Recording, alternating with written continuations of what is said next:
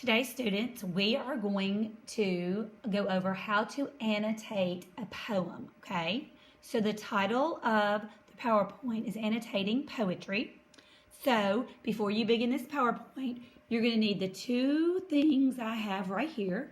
First is your annotation guide for poetry. And second is the poem, I Wandered Lonely as a Cloud by William Wordsworth. Okay, so in annotating poetry, we're going to discuss it. I'm going to tell you what it is, how you do it, and all that great stuff as we go through the PowerPoint together. All right, so if you were sitting in class, I would read this and say, raise your hand if you have ever read an entire poem only to realize that you have absolutely no clue what you just read. I'm going to have a lot of kids that would raise their hand because this happens a lot. Okay, stop wasting time with mindless reading.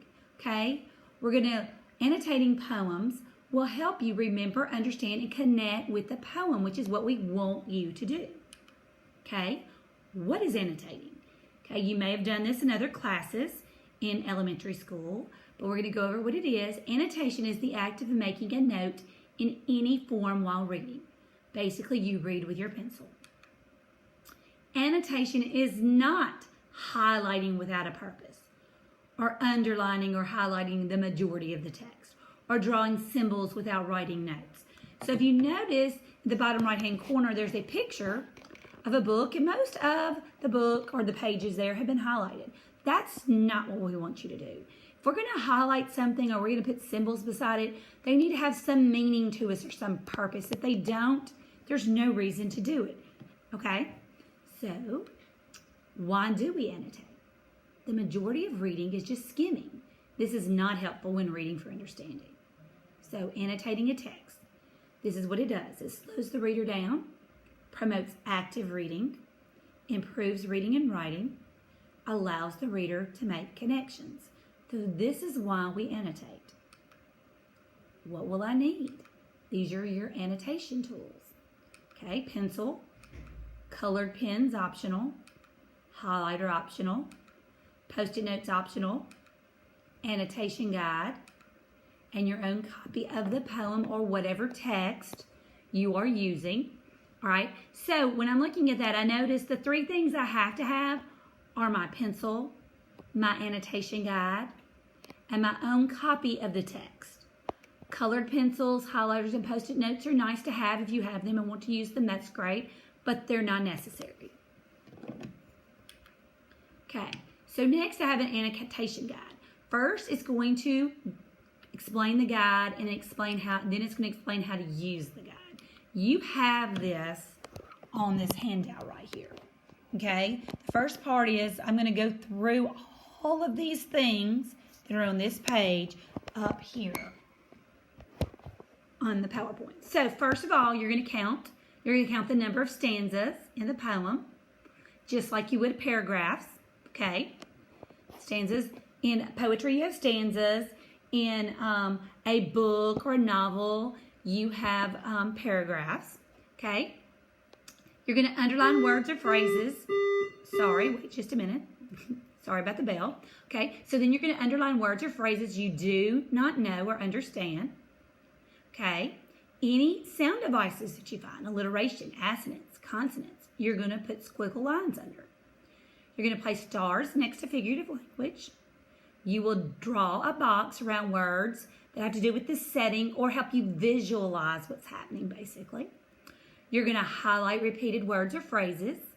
You're going to circle the emotionally charged words. Those are words that show strong feeling. Then, any notes or comments that you want to make, you're going to write in the margins. Okay? So, first of all, when we count the number of the number of stanzas, you're going to write the number. So, for instance, if you were doing paragraphs, you always number the paragraphs. You number paragraph 1, then 2, then 3. You're going to do that with the stanzas. And write it next to stanza 1, and 2 next to stanza 2, and so on. Okay? Then any words that you underline, you're going to look them up, figure out their meanings. Any squiggle lines that you write, that you use.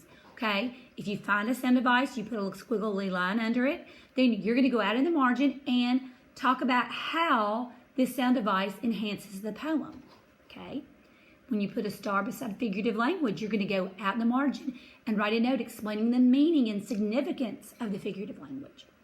Okay, if you draw a box around something that helps you visualize what's happening, you're going to try to picture the scene. Hold on just a minute, guys. Hey, Miss Laura, can you buzz the office, Miss Laura? Sorry about that. All right, that's just what happens in a regular school day. All right, so you box around the pictures that help you picture the scene in your mind. Okay, if you highlight words that are repeated over and over, you might write a note about the significance of those words to the side. Okay, if you circle any emotionally charged words, these help you reveal the tone. Okay, and then when you're writing, you're going to write any thoughts or ideas that you may have that you just want to make a note of in the margin. All right, so here we're going through these steps again, just one by one. The first thing you're going to do is you're going to read the entire poem or whatever text you're reading. Today it's a poem. Okay, don't worry about understanding it just yet. Just read it. First thing is you just read it through. Your next step, after you've read it through all the way once, you analyze and annotate the organization. That's the stanzas. You tell how many stanzas. You write a number 1 next to stanza 1, 2 next to stanza 2. Okay? It says write this information down. That's going to be important. Step 3, reread the poem and underline and define words you don't know. Write the meanings of the words and phrases in the margins. Check to make sure an unknown phrase isn't figurative language. Because if your unknown phrase is figurative language, you're not going to find it in a dictionary. Now, if you Google it, it's a possibility you could find it. All right, number 4, reread the poem again and make detailed annotations. Look for repetition. Okay, you're going to highlight those repeated words or phrases. You're going to star and explain figurative language. You're going to draw squiggle lines under all sound devices. You're going to box words or draw a box around words that paint a vivid picture. This is imagery. Number 5, you're going to question the poem. You're going to ask yourself, what is the author saying? What is the author's tone? You're also going to say, ask yourself how this poem makes you feel. Step 6, review your annotations and look for a deeper meaning. Step 7, after you have explored it, you're going to look at the theme. You're going to identify the theme. Remember, theme is the central message of the poem. And later on this week, we're going to deal with theme a little bit more, guys. All right, the next part is to practice. So, when we're practicing, I'm going to read this poem to you called I Wandered Lonely as a Cloud, because the first thing you're going to do is you're going to read it. So up here on the PowerPoint, it says over to the left, use the symbols from the previous slide to annotate William Wordsworth's poem, I Wandered Lonely as a Cloud. So the first thing it says you do is you read the text, okay? You may stop, wouldn't hurt for you to stop and pause the video and read the poem to yourself if you haven't already done so. And then you can continue with me because I will also read it for you, okay? So here we go. I Wandered Lonely as a Cloud is the name of the poem. I wandered lonely as a cloud that floats on high o'er vales and hills, when all at once I saw a crowd, a host of golden daffodils, beside the lake beneath the trees, fluttering and dancing in the breeze. Continuous as the stars that shine and twinkle on the Milky Way, they stretched in never-ending line along the margin of a bay. 10,000 saw I at a glance, tossing their heads in sprightly dance. The waves beside them danced, but they outdid the sparkling waves in glee. A poet could not but be gay. In such a jocund company, I gazed and gazed, but little thought what wealth the show to me had brought. For oft, when on my couch I lie, in vacant or in pensive mood, they flash upon that inward eye, which is the bliss of solitude. And then my heart with pleasure fills and dances with the daffodils. All right, now that we have read the poem all the way through once, the next thing we do is we analyze this organization. So we're going to talk about how many stanzas there are. So to yourself, look and see if you can guess or figure out how many stanzas there are before I tell you. Okay, remember stanzas are the same as paragraphs, except in poetry we use stanzas, not paragraphs, okay? So here we go. This is the first stanza. It has a number 1 beside it, okay? Then we have stanza 2. Okay, stanza 1 begins with I wonder. Stanza 2 begins with continuous. Then stanza 3 begins with the waves. And then stanza 4 for oft. Okay, those are our 4 stanzas. Notice I numbered them. I put a circle around them. So I would know that that's what that number is for.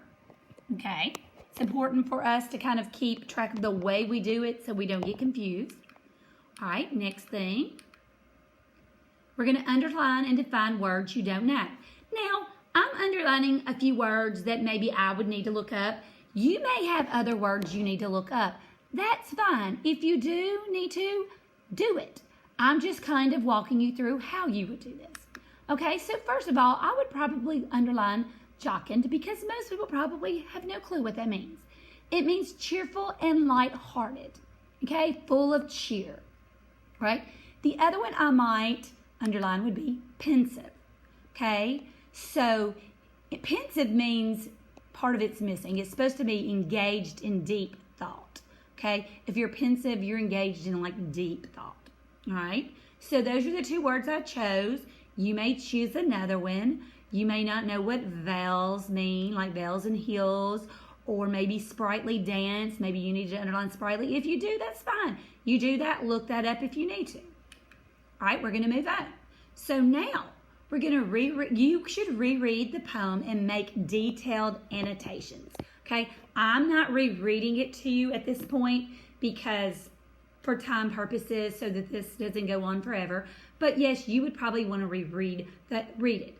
Now, the way you would reread it really is you would probably take it and look at 1 stanza at a time. Okay, so we're going to look at 1 stanza at a time. So this is stanza 1. Like I said, I've read it to you. I'm not going to read it again, but I am going to point out some things that I noticed about this, okay? So, I noticed, I wondered lonely as a cloud. It's a simile. It's comparing the speaker's solitude to a cloud.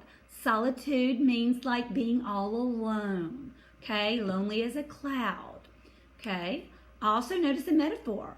When all at once I saw a crowd, okay? It's referring to the daffodils as a crowd, okay? When all at once I saw a crowd, a host of golden daffodils. It's referring to the daffodils as a crowd, like a crowd of people. Well, there was tons of daffodils, like there would be a crowd of people, right? Then I see some personification, fluttering and dancing in the breeze, okay? That's personification. So if I'm doing this, I'm going to star all of these things, write down what type of figurative language and what the figurative language means, right? I also see beside and beneath. That would be alliteration because they both begin with the B sound. Beside, beneath, and they're in the same line, right? Also, I noticed the word lonely. That's one of those emotionally charged words, and it has a negative connotation. That means lonely is not you don't see that as being a positive thing. When you're lonely, you know, no one's around you. You're all by yourself, and you may wish to be around people, but you're not. You're lonely, okay? So it's an emotionally charged word that you should notice because it lets us know how the author is feeling, the author's tone, the author's attitude. All right, next, the second stanza. Let's see what I notice about this. I notice continuous as the stars that shine.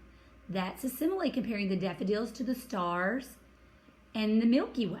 Okay, continuous as the stars that shine and twinkle on the Milky Way. So if I go back for just a second, fluttering, I'm talking about the golden daffodils. Okay, I see them beside the lake, beneath the trees, fluttering and dancing in the breeze. And they're continuous, talking about the daffodils. They're continuous as the stars that shine and twinkle on the Milky Way. Okay, so I'm comparing the daffodils to the twinkling stars in the Milky Way. Or the author is, excuse me. Okay, hyperbole, we're exaggerating here. They stretch in never-ending line.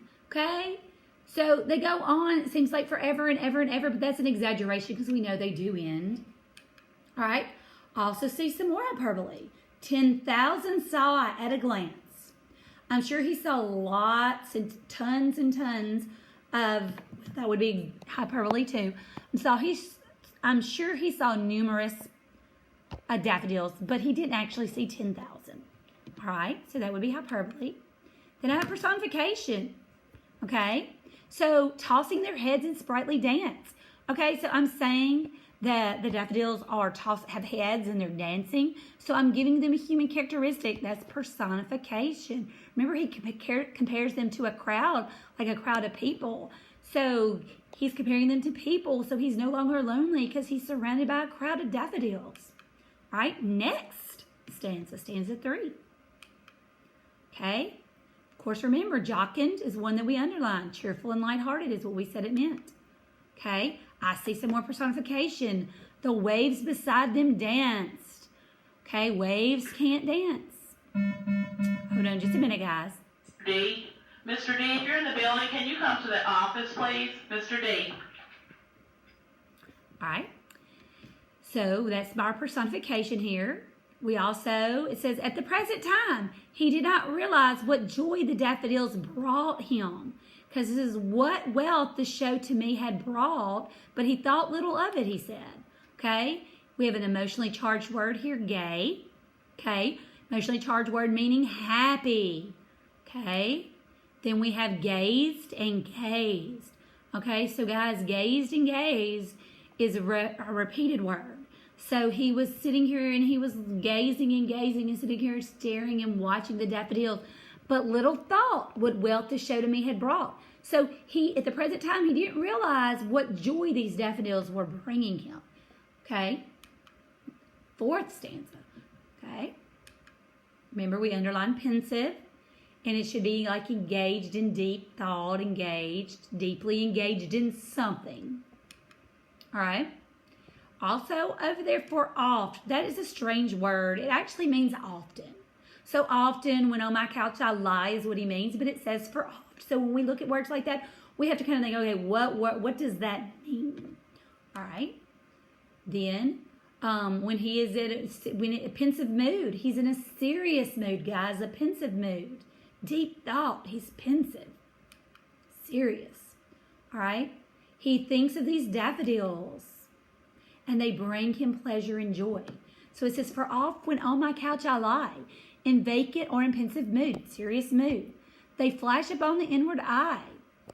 Okay, it's where he's thinking of, in his mind, the daffodils, he's remembering them, which is the bliss of solitude. So when he's all lonely, he's thinking of these and they're making him happy.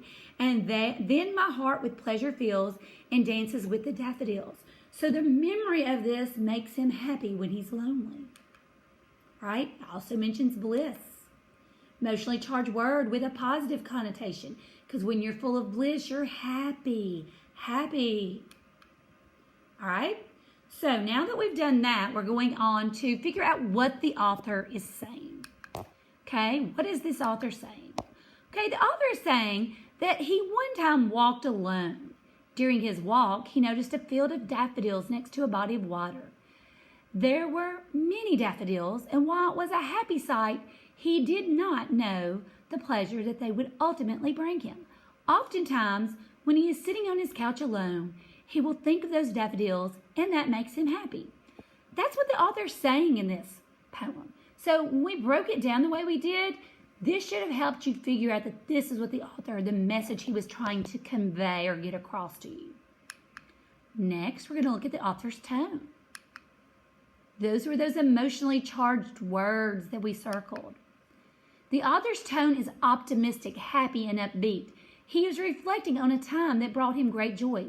This happy An optimistic tone is noted and recognized in words such as sprightly, pleasure, jocund, fluttering, danced, and sparkling.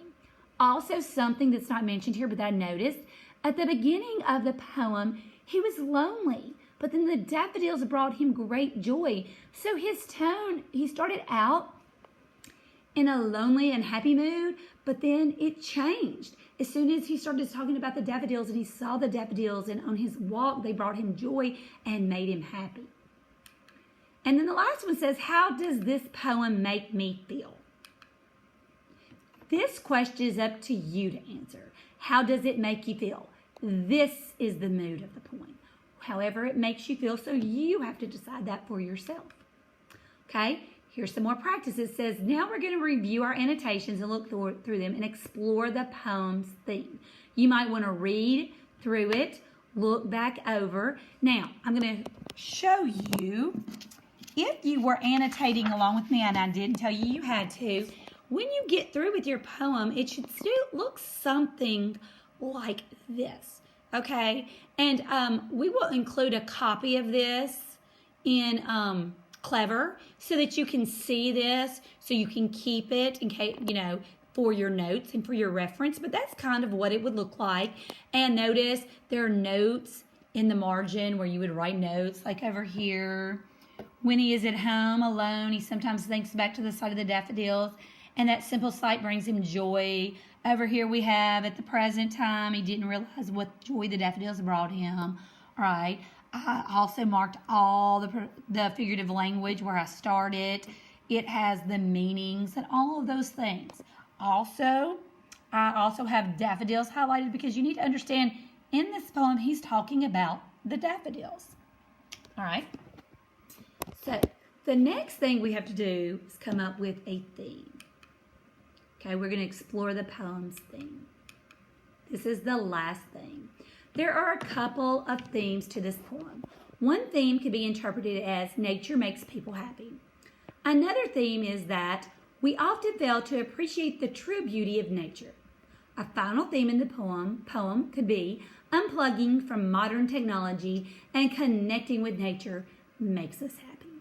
These aren't the only themes. These are just a few. Okay, as I said, we will be exploring theme more this week, and we'll also be annotating and analyzing more poetry this week.